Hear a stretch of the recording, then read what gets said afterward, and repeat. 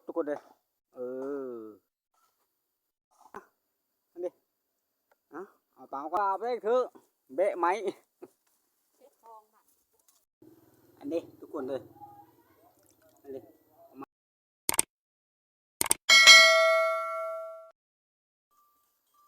มืดบดกลับไปคายสบายดีแล้วก็สวัสดีพ่อแม่พี่น้องทางฝั่งลาวฝั่งไทยต่างประเทศก็ดีมื้อนี้ก็ไม่ยังไรทุกคนเลยไม่ได้ไปทางใดก็เห็นนะพายุมาแล้วทุกคนเลยอันนี้มือกลมอยู่จะไปหาเลาะตุกมุงตุกเบ็ดก่อนตามสายหูสายห้องกันทุกคนเลยตามเข้มหูล่ะที่ได้บ่จังไรพอกระสมกันจะเริ่มทุกคนหักแข่งคือเก่าแล้วทุกคนเลยบ่อะไรห้าทุกคนนะยอดวิวกับโบไปแล่ทุกคนมานี่ฮะตอนนี้ฮะ2 กะ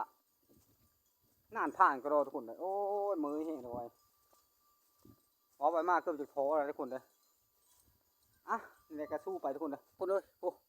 เข้างามทุกคนเลยปีนี้เอาบันคอยงามได้บรรยากาศตรงงานทุกคนเลยกำลังหากระตักกระแตนเอาเนื้อตะกระแตนนี่ทุกคนเลยตึกกระได้บ่ได้บ่ฮู้ทุกคนนะตึกไปนี่ตามภาษาของคนบ้านนอกคอกหน้าเลยทุกคนเอ้ยวิถีชีวิตทำนี้แหละทุกคนเลยตะกระแตนเราไปคิดแล้วทุกคนนะประมาณมีลุ่มพัดห้วยมาบรรยากาศกันดิโอ้ทุกคนเลยภาพหมู่ทุกคนเลยเพราะว่ามันหมู่ต้องไปเปิดผ่านมันก็ได้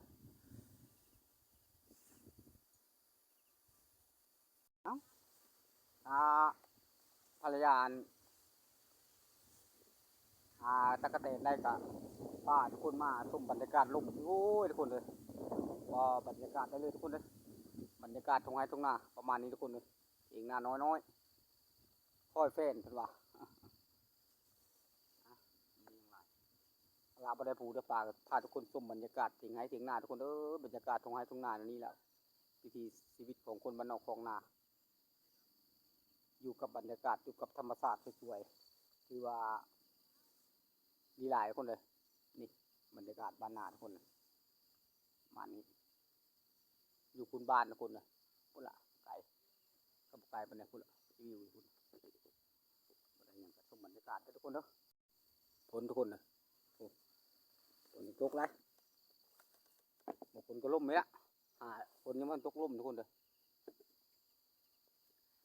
อะไรหันคนไปกับบ้านไปตกปลาก่อน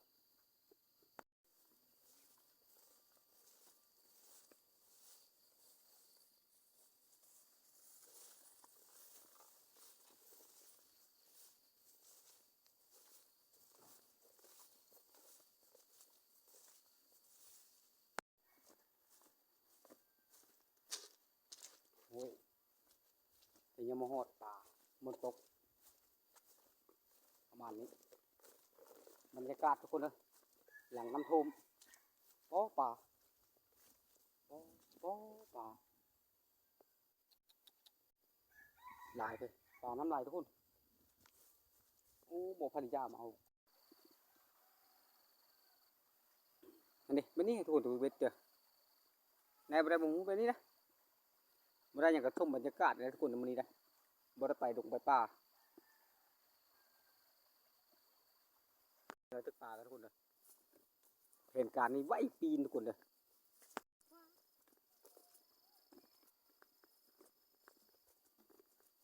บรรยากาศทุ่งไร่ทุ่งนาแม้ในทุกคนบรรยากาศสูงน้อยมานี้ทุกคนเลย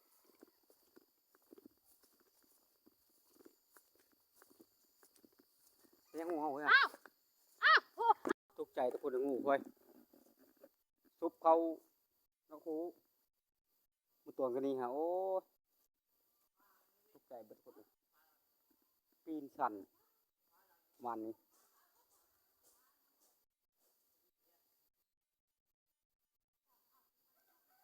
ตึกเบ็ดคนทุกคนเลยไม่โทษทุกคนไม่โทษ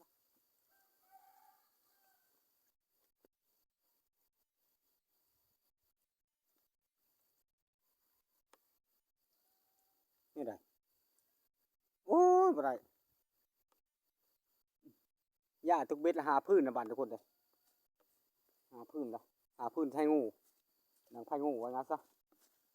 บ่ได้ไปใหญ่มันนี่ฮะไปดิประมาณ มาณนี้ยานพายานผลทุกคนเลยบ่ได้ไปการตึกปูตึกปลาประมาณนี้ทุกคนบ่ได้นะบ่ได้ก็ย่อชมบรรยากาศทุกคนนี่บรรยากาศมือใต้ทุกคนเลยมือเปิดตัวกระทะนี้เอาทุกคนโอ้ยเนาะตัวนู้หากได้ตัวนึงทุกคนเลย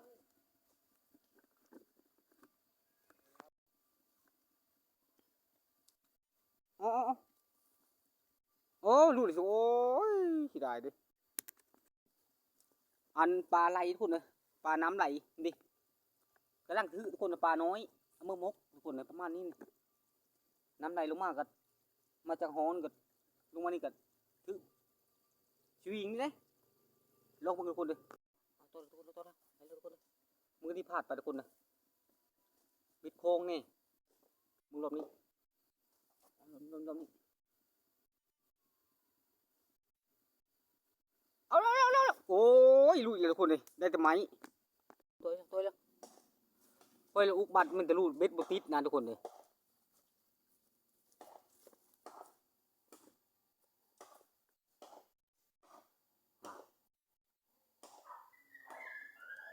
ผมไม่ได้นะ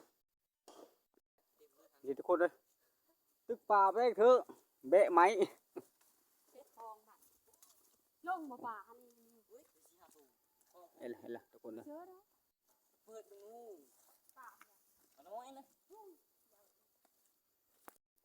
อย่างนี้ละโอ้หนอโอ้ยหนออันนี้ได้แล้วคุณโอ้ได้แล้วทุกคนได้แล้วดิมาแล้วเด้อมาแล้วอ่ะดิคุณเด้อซ้ำนี้ละป่าบ้านคอยนะได้หนึ่งสองเต็มทุกคนเด้อเอาก่อนตัวบ้านตัวเลยทุกคนเลยนี่ได้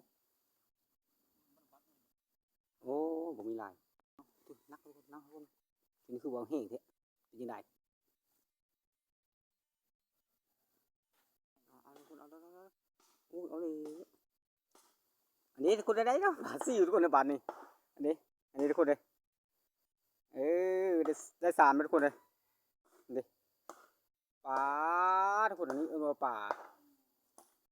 คือต้นทุกคนเลย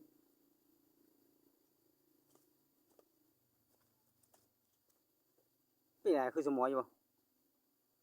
ป้อนเข้มบ่เอาปลาเป็นอย่างเล็กเลยทุกคนเลยปลาลดทุกคนเลยนี่ปลาลดทุกคนเลยคุณเอาทุกคนเลยเฮ็ดเอาเฮ็ดบอมนี่ทุกคนเครื่องแห้งทุกคนเลยเอาลงขึ้นบนทุกคนโอ้เป็นอย่างเด็กทุกคนเลยเอาให้ทุกคนเลยที่ใช้2 ล้านคนบาทนี่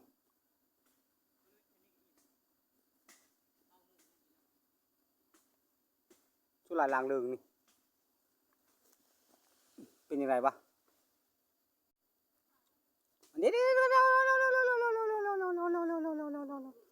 ทุกคนเลยคือเก่าน้อยคือเก่าประมาณนี้ทุกคนปลาฮะอันนี้เอาปลาก่อนเป็นไรด่างคิวนี่มีสมออยู่นี่เลยส่งหลางเลยคุณไซส์ส่งหลางมึงตึกเบ็ดปะไดหาแต่พื้นคนหาพื้นใช้งูอันดังไพ่งูมันว่าบุตึกแล้ววะป้าจะตึกเสียวะบอกตึกคุณเอาทุกคนยังไงทุกคนน้ำพัดบอก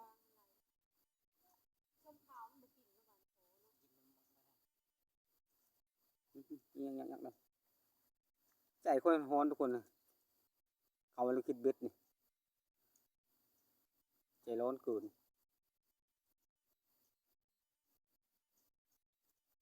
โอ้คิดธุระปังทุกคนเลย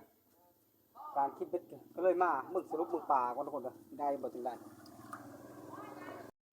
อันนี้ทุกคนเลยอันนี้ประมาณนี้นะทุกคนเลยกำลังเอ็ดอยู่ฮะเอ็ดแกงทุกคนประมาณนี้ปลาก็ได้อยู่แต่คนก็คือว่าล่ะบุไรถ่ายครบจบคลิปทุกคนเลยพาวมานั้นพาวมามีวิสำคัญทุกคนนะคลิปนี้ก็มาสำนี้ก็